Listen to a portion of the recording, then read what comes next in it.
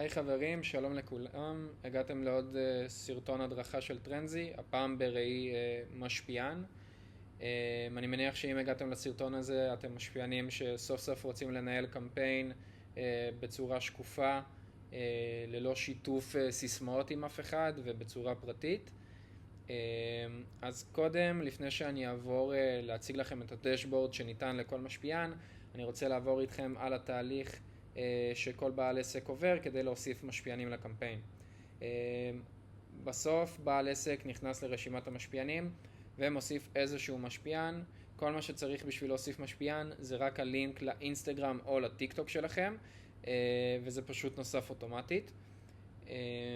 ובאותו רגע נוצר סיכום לבעל העסק על הפעולות שלכם, החל מהלינקים המקודדים ועד הפוסטים שקישרתם כדי לראות את הטראפיק שקורה ברשתות החברתיות.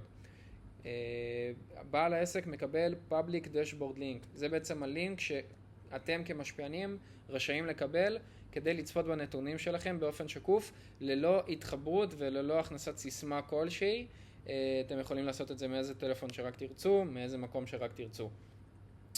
בדשבורד הזה אתם יכולים לקודד לינקים ולחבר פוסטים כדי להתנהל בקמפיין ולעשות את זה בצורה חלקה וטובה. אז אני ממש יכול לראות שקידדתי פה לעצמי איזשהו לינק, לצורך העניין Green Perfume.